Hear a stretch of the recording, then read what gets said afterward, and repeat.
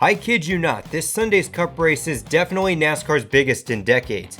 Even bigger than prior Daytona 500s. Even bigger than its return during COVID.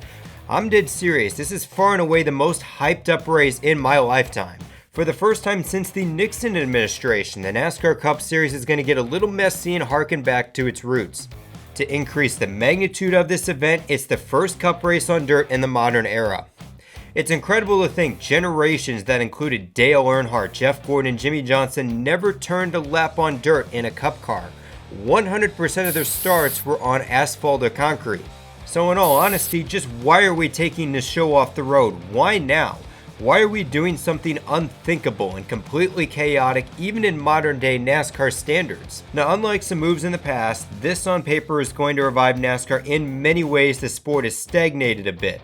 There fortunately isn't too much dirt to this at all, making the Bristol Dirt Race something that just had to happen. So when I think back to when the schedule was released in September, far and large the biggest change, the thing every NASCAR fan was talking about, was this very race. I mean, just think about it, not only was the Cup Series getting back on dirt, but at Bristol Motor Speedway of all places, they were going to cover their iconic half mile with dirt. Something that has happened just once in the form of a late model event over 2 decades ago. The last televised dirt race at Bristol was one with the World of Outlaws, which was won by Sammy Swindell. And at first, it seemed like once again this was NASCAR listening to its loud and devoted fans. I know both young and old were vocal about getting a Cup race back on dirt ever since the inaugural Eldora Dirt Derby back in 2013. According to many sources, believe it or not, it wasn't NASCAR or Bristol themselves who pushed for this very race, but rather Fox Sports.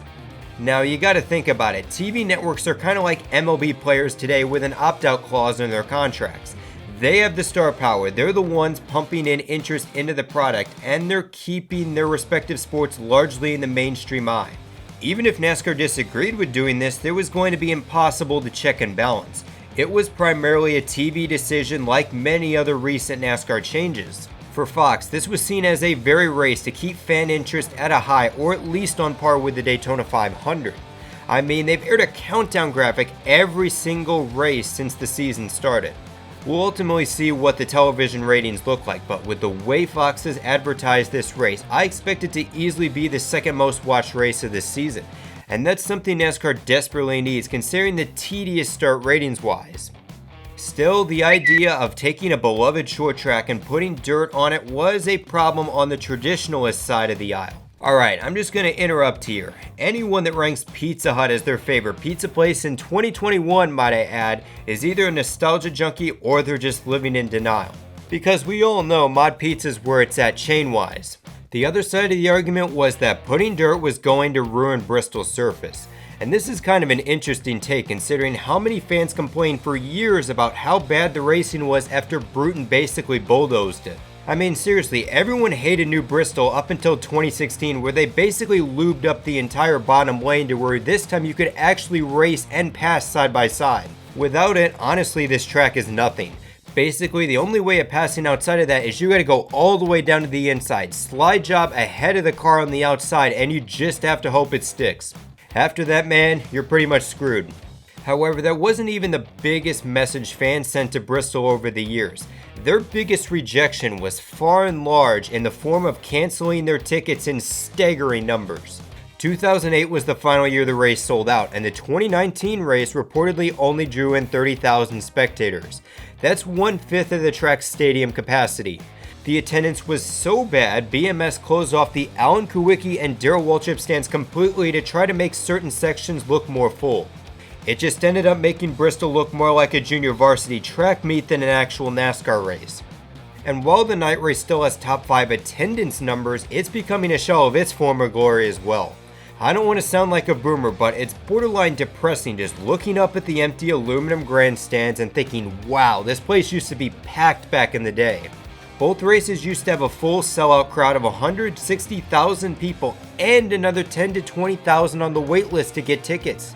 Now you combine both the 2019 Cup races and they probably don't even come close to the capacity. And honestly, this is why I don't have sympathy for anyone besides the diehards that went to every single Bristol race, whether it was rain, sunshine, or even snow. If you love the racing so much and hate the idea of a Bristol Dirt Race, then why did you cancel your spring tickets 7 years ago? Why didn't you wake up at 4 a.m. just to get to the track, toughed out awful weather, and while the grandstands are all soggy and wet, you saw the end of the 2014 and 2015 races when it hit Monday morning on the East Coast? I mean, after all, of course, this is Bristol, baby. There's nothing better than that. Now, like I stated in the drop in demand video, Bristol needed a change to splice things up. Now, sure, they had great racing in 2020, but this race was one of the poorest attended in all of Cup. There was a good chance the Nashville Fairgrounds, when ready, would pretty much take the spring race if SMI just stood pat. I figured for the sake of Bristol, this change was going to be, oh, hey, we got a concert, or hey, look at this, we got a new date change. Instead, honestly, this dirt change has much more potential to succeed and has put some oxygen back into a spring race pretty much on life support. Attendance for this race sold out back in January, albeit this is still a race under COVID restrictions, and the tickets sold are likely going to be around 30,000, which was the attendance allowed for the All-Star and playoff races. However, at the very least, it's going to match the 2019 spring race and might now pass it with more tickets now going on sale. Well, if I'm being honest, it's still going to have a 100% increase considering the 2020 spring race's attendance last season. In the short term, it's already a success. There is still a long-term hurdle to clear considering a Cup car hasn't turned a single lap on the dirt configuration. Even with practice and heat races, this race could still become a snoozer or an embarrassing display of NASCAR. If it fails, it's a scar on the best season ever. NASCAR will be mocked for a week at the Easter dinner table where your uncle tells you he was right, NASCAR was dead all along. That's the absolute worst case scenario for this race. At the very best, this could honestly become the new fourth crown jewel to replace the Brickyard 400. It could be yet another race that all cores of the NASCAR fan base agree is a staple race for the series. Regular watchers like myself enjoy the thrill of a unique event. Casual fans are excited about a unique track and possibly their first mainstream taste of dirt racing. And of course, the older fans may like NASCAR finally getting back to its roots. And would you look at that, with the Bristol Dirt Race, everyone's happy and we've finally achieved world peace. Especially if we get a memorable finish or even some damn good racing. Now, even if the race succeeds this year, there's a very good chance this race might not take place next year. After all, you've got to consider the development of the next-gen car. However, if this race lives up to the hype, there will be another Bristol Dirt Race in 2023 and possibly well into the future. NASCAR and Fox might strike gold, and Bristol might rekindle having two solid attended races for the well-foreseeable future. And that's just why Bristol is covered in dirt for the weekend and why NASCAR is trying something and going back to its roots for the first time in forever. So anyways, this is NRF signing out, and just remember, life's a beach and then you drive.